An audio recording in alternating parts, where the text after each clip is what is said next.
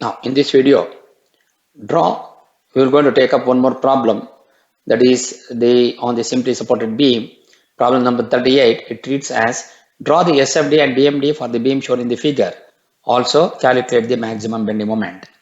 So to do that, so here you have the simply supported beam of capital A and capital B supported at the ends, and you have a point load of 50 kilonewton at the point C, which is at a distance of 2 meters from the left support, and at point D, which will going to be 40 kilonewton at a distance of 4 meters from support B, and the distance between A and B is 10 meters, and between C and D you have a 10 kilonewton per meter for a span of 4 meters. Now we need to find out the support reaction. The support reactions will be taking the moments about the point A. Once you take the moments about the point A, we will going to get RBV into 10 will be equal to 50 into 2, then 10 into 4 into 4 by 2 plus 2 plus 40 into 6. So it will be equal to RBV will be equal to 50 kilonewton on the right hand side, which is RBV is equal to 50 kilonewton, and therefore also we know RAV plus RBV will be equal to total vertical load acting downwards. That will be equal to 50 plus 40 plus 10 into 4. So that will be equal to 130. Therefore RAV will be equal to 130 minus 50, which will be 80 kilonewton. Now once you get the support reactions, now we need to find out the shear force. SF at A will be equal to plus 80 kilonewton. SF between A and C, it remains constant at 80 kilonewton.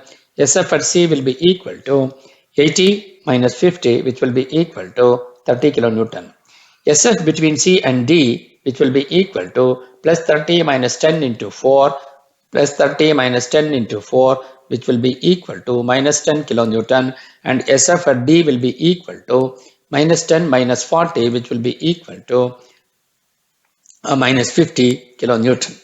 So once you get that, SF at B will be equal to, between D and B, it remains constant at minus 50, and SF at B will be equal to 50 kilonewton. So this is how you will be able to get this shear force diagram. So SF at A is 80, between SF at A, which will be SF at A will be equal to 80 kilonewton. Between A and C, it remains constant at 80 kilonewton. SF at C will be equal to 30 kilonewton. So it varies from 30 kilonewton to minus 10 kilonewton, 10 kilonewton according to the equation of the straight line because of UDL, and then changes suddenly to minus 50 kilonewton due to the point load at the point D.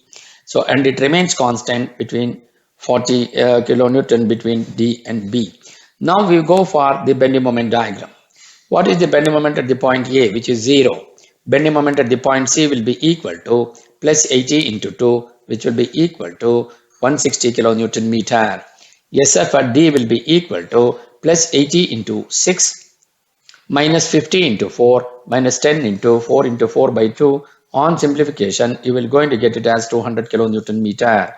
BM at the point B will be equal to 80 into 10 minus 50 into 8 minus 10 into 4 by 2 plus 4 minus 40 into 4, which will be equal to 0.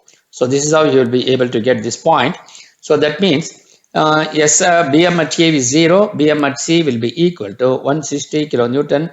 Join this by means of a linear line between D at the point D, which will going to be 200 kilonewton meter, but SF changing its sign from positive to negative at the point E. Since the SF changes its sign from the positive to negative, therefore at that particular point we will going to get the maximum bending moment. So since we want to find out the maximum bending moment, and therefore we should not plot from here to here directly, so we need to identify this point. Then BM at the point B is 0, so join between 200 kilonewton meter to 0 by means of a straight line. So as we want to find out the maximum bending moment, the maximum bending moment will be occur at the point where SF changes its sign. SF changes its sign at the point E. Let the distance be x meters from A.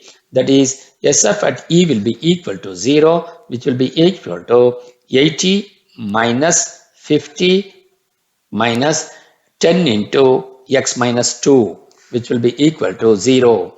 So that is 80 minus 50 is 30 minus 10 into x plus 20 will be equal to 0.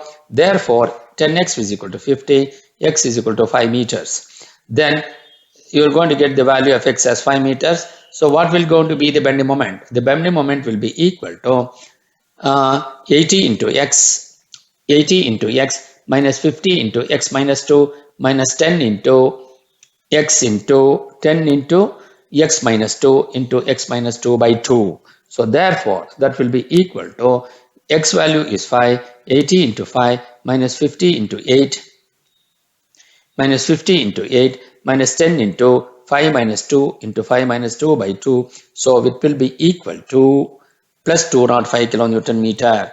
So at this point, when you got the 205 kilonewton meter, then join between 160 kilonewton meter to 205 kilonewton meter, and from 205 kilonewton meter to 200 kilonewton meter by means of a parabolic curve.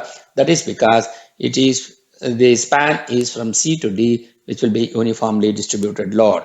Therefore, the maximum bending moment is at the point E, which will be equal to plus 205 kilonewton meter. So this is how you will be able to analyze the shear force and the bending moment diagram for this particular problem. Thank you.